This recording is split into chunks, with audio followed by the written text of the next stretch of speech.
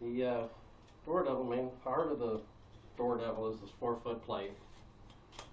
It's got 4 different cutouts already in it. Center 2, 5.5-inch centers for your standard entry lock and deadbolt setup.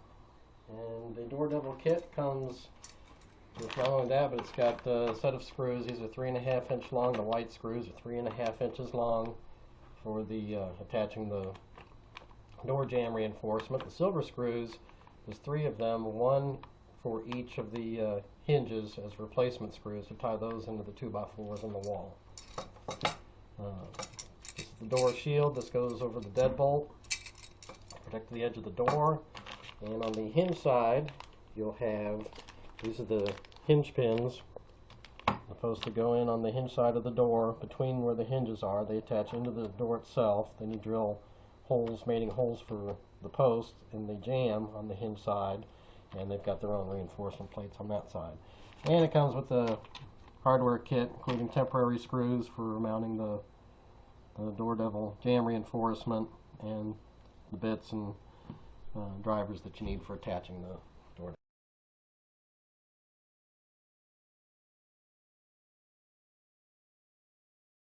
Screws will be as long as we can get in here.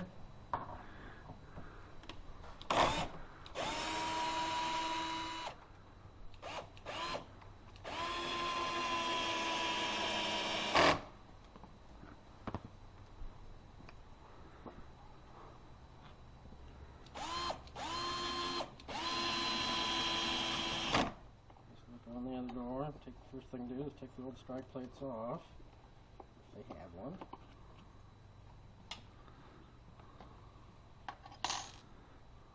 This door has unusual centering between, usually standard is a 5.5-inch center to center distance between the entry knob and the deadbolt. This one's a little bit longer, but because of the cutouts that they have in the door devil, we can actually move this down.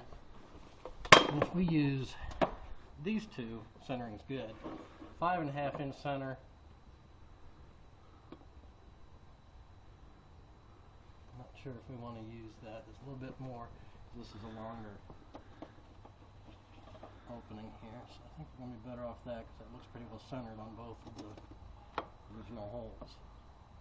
But before we can do that, I think on this door, I'm going to have to make a rather major adjustment because there is such a slight gap between the door and jamb.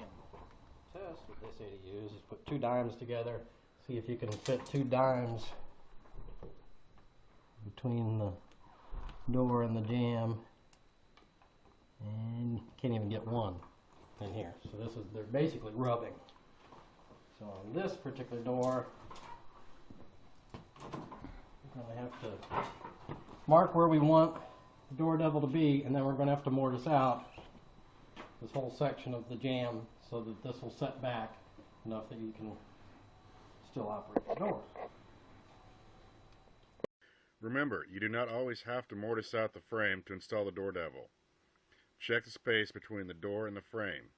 If you can fit 2 dimes between the door and the frame, you do not need to mortise out the frame. Well, we'll put that about where we're going to have the plate.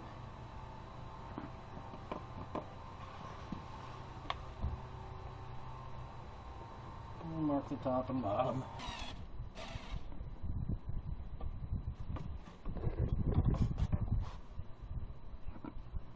Temporary screws.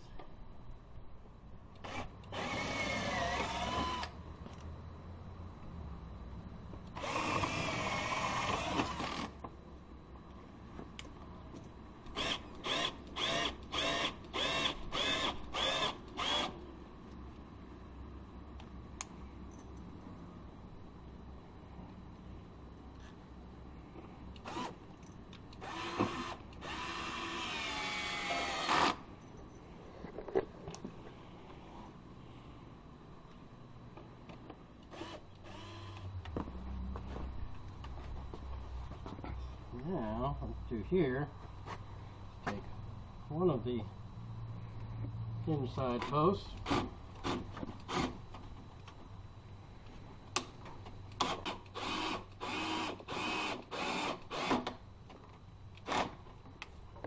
Put it in.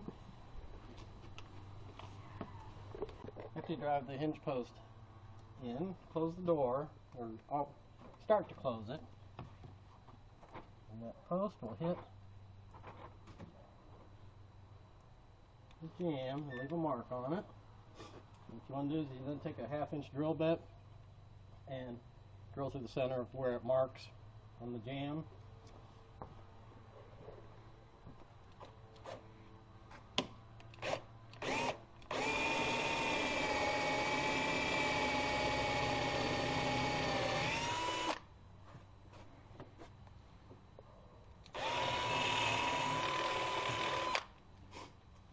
And close it again.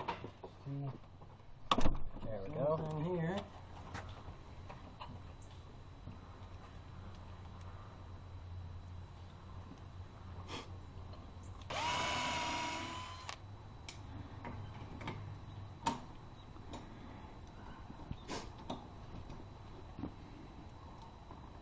The 4 screws we added on the hinges will be a good improvement.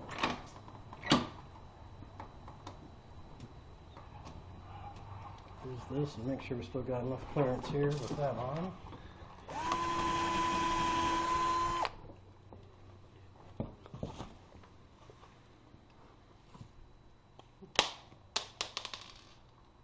Go too far.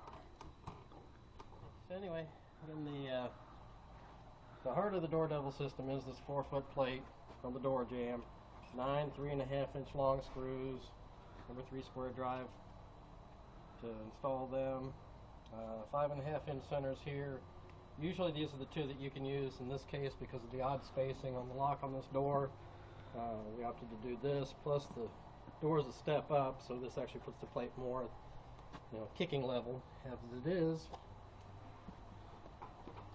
Once you've got that secure, second most vulnerable point is alongside the deadbolt, because you got a 1-inch hole drilled through the door here. It's not leaving a lot of wood on each edge, so you've got the wraparound plate here.